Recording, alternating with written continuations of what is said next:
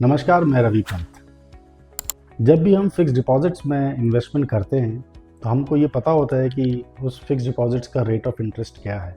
लेकिन जब हम शेयर मार्केट में इन्वेस्टमेंट करते हैं तो क्या हमको ये पता होता है कि हमारा रेट ऑफ इंटरेस्ट क्या होना चाहिए या रेट ऑफ प्रॉफिट क्या होना चाहिए या प्रॉफिट एक्सपेक्टेशन क्या होनी चाहिए। मैं पर एनम की बात कर रहा हूँ। जैसे फिक्स डिपॉजिट्स में पर एनम हमारे को रेट पता होता है, तो क्या हमारे को per annum rate expectation share market में होनी चाहिए, ऐसा हम मानते हैं? तो देखिए, यहाँ पर जो आम तौर पर देखा गया है वो ये है कि इस तरीके के डिस्कशन नहीं होते हैं। हाँ, ये ज़रूर होता है कि जब भी हम शेयर मार्केट में इन्वेस्टमेंट की बात करते हैं तो हम दो ही बातों पर ज़्यादा ध्यान देते हैं। वो ये कि शेयर मार्केट में इन्वेस्टमेंट करना है तो लॉन्ग टर्म पर्सपेक्टिव से इन्वेस्टमेंट कीजिए। क्यों? क्योंकि शेयर मार्केट में जब हम लॉन्ग टर्म इन्वेस्टमेंट करते हैं तभी जो पावर ऑफ कंपाउंडिंग है वो वर्क करता है। ये बात बिल्कुल सही है, लेकिन जो इम्पॉर्टेंट एस्पेक्ट है वो ये है कि पावर ऑफ कंपाउंडिंग के लिए भी कोई ना कोई रेट ऑफ रिटर्न आपको चाहिए, कोई ना कोई रेट ऑफ प्रॉफिट आपको चाहिए, जिसके बेसिस पर पावर ऑफ कंपाउंडिंग होगी, राइट? अब इस बात को डिस्कस करते हैं कि हम कैसे ये डिसाइड कर सकते हैं कि what is the best rate of profit expectation from the market.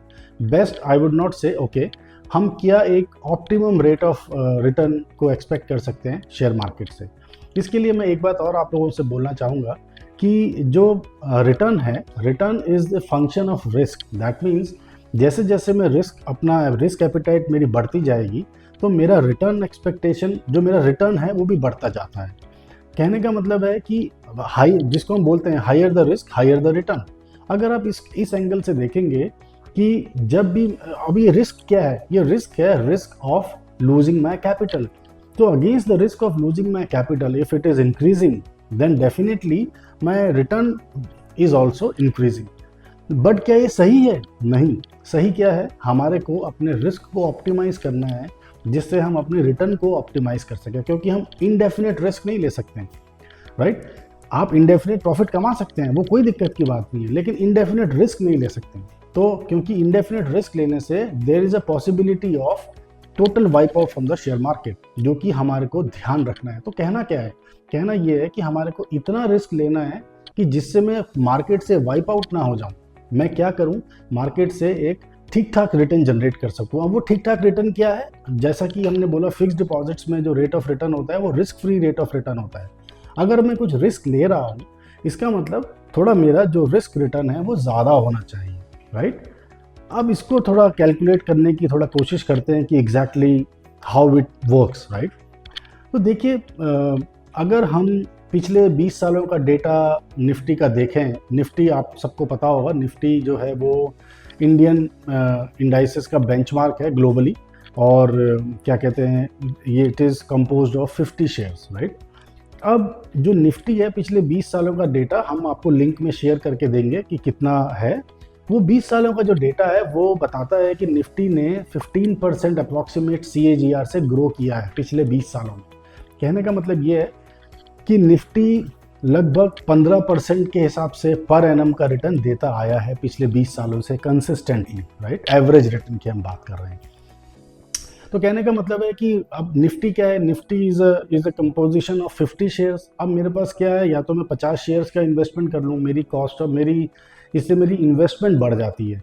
आसान तरीका क्या है? मैं निफ्टी का ETF, एक्सचेंज ट्रेडेड फंड जो है, उसमें इन्वेस्ट करता हूँ। अगर मैं सिंपल तरीके से निफ्टी के ETF में इन्वेस्ट करता हूँ तो इसका मतलब है कि मैं 15% के अप्रॉक्सीमेटली के हिसाब से अपनी रिटर्न एक्सपेक्ट कर सकता हूँ, right?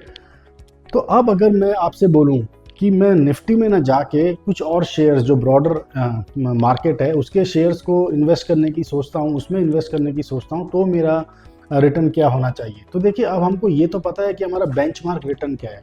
Benchmark return is approximately 15%। So when I am investing in something different from the Nifty, that means मैं निफ्टी में इन्वेस्ट ना करके किसी शेयर में इन्वेस्ट करूँ तो भी मेरा बेंचमार्क रिटर्न तो 15% रहेगा। तो मैं जिस भी शेयर में इन्वेस्ट करना चाहता हूँ उसमें मेरी कम से कम रिटर्न एक्सपेक्टेशन 15% होनी चाहिए। लेकिन क्या ये सही है? नहीं। क्यों? क्योंकि निफ्टी आपको जो बेंचमार्क रिटर्न देता है वो as compare to investment in shares less riskier होती है।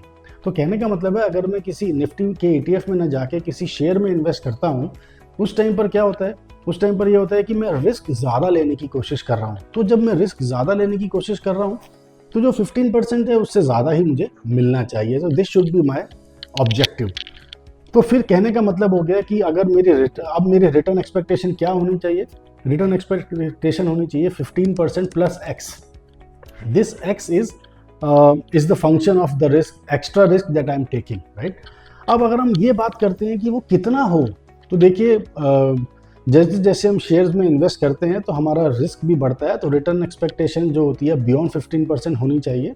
और एक आम तौर पर अगर मैं बात करूं, जैसे हमने शुरुआत में बोला कि हमें ऑप्टिमम रिटर्न की बात करनी है, तो ऑप्टिमम रिटर्न कब मिलेगी, जब मैं रिस्क को ऑप्टिमाइज करूंगा। जब मैं रिस्क को ऑप्टिमाइज करता हूं तो मेरा रिटर्न थोड़ा रिड्यूस होता है। यही मतलब है कहने का ऑप्टिमम रिटर्न। तो कहने का मतलब है अगर मैं 15% के ऊपर 5-7% एक्स्ट्रा जनरेट कर सकता हूँ। देखिए कहना बहुत आसान है, ये अलग बात है कि कहना बहुत आसान है कि मैं 20%, 22%, 25% की एक्सपेक्टेशन करूँ मार्केट से, लेकिन आपको उसके लिए मेहनत करनी पड़ेगी। मेहनत किसके लिए करनी पड़ेगी, बियॉन्ड 15%, क्योंकि 15% तो बेंचमार्क इंडेक्स का रेट ऑफ रिटर्न वैसे भी है ही।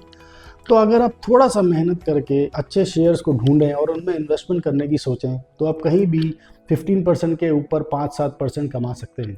तो कहने का मतलब क्या निकला, जो क्रक्स है, क्रक्स ये है कि इसका मतलब अगर मैं, it is very safe to expect return from the share market in the range of 20 to 25%, right. और इसी के साथ मैं एक बात और आप लोगों को बोलना चाहता हूँ कि past performance is not the guarantee for future investments, right, for the future earnings. इस बात को भी आप ध्यान रखिएगा।